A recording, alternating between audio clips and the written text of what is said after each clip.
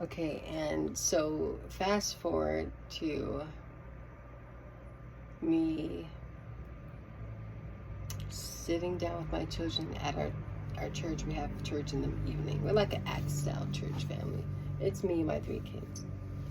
But we were doing some prayers, some prayer points as we're sitting with the Lord in this 7 days of prayer, and we're in the meeting tent, and like Aaron and his kids. And so we said our prayer points, and then we're gonna head out. And then my youngest son, who has a very beautiful prophetic gifting, he's just so pure. He's like, God can use him, definitely. This guy's gift is very powerful.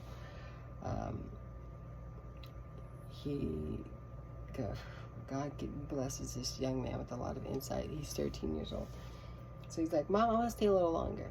He never wants to stay longer, ever. Like, he has fun. Like, sometimes we have fun, but other times he's like, I want to get back to growing a garden at Roblox. And so this particular time, he's like, let's do another prayer. Like, I want to stay a little longer. I should have knew right away this is God intervening. But that's how God works. He's so beautiful.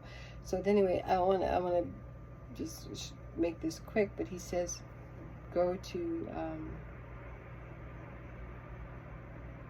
oh, no, Father told me to go to Jeremiah 1. Father said, go to Jeremiah 1.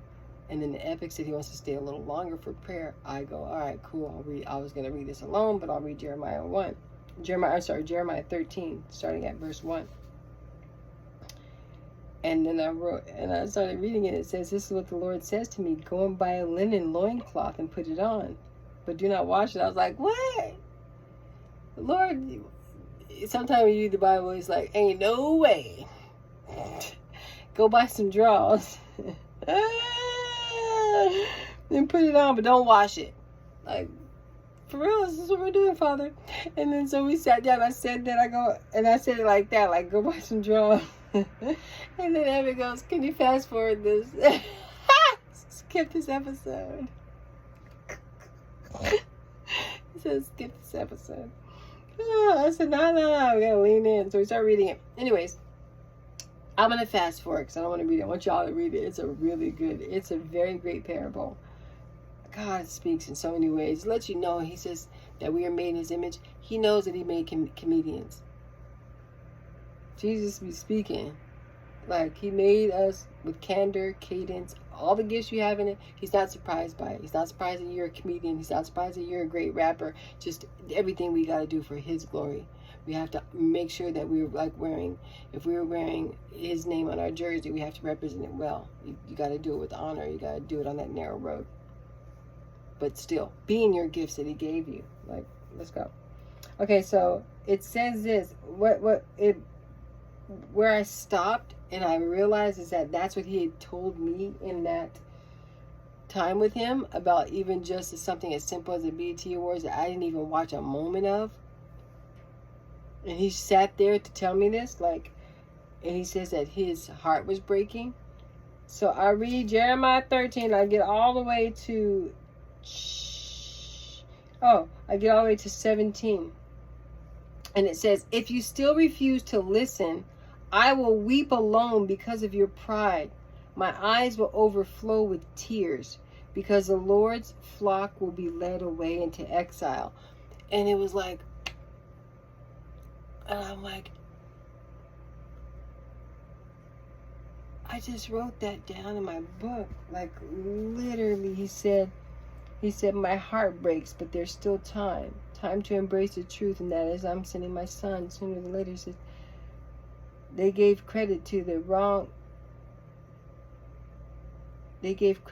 me for a child of mine, KIRK FRANKLIN, who's still lost in the fame and fortune and addictions that come with losing sight of the calling. My heart breaks.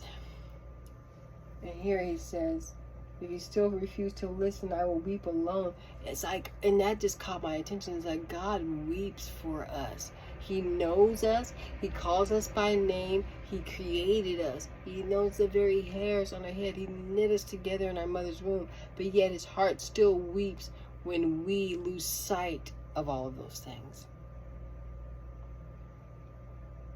that's like, and it's connecting with the fact that as big as he is, as earth-shattering as his voice is, he's still so sweet and kind and loving that his heart breaks for us. So it just made me realize that sitting with him, getting quiet, getting still, putting away the things of this world. And yes, it is difficult if you're antsy, or if you think that you what the world would call ADHD or whatever, if you just got so much going on, or you just, have work, or you have these things. Don't take those on. Identify with being a child of God. That's all we are.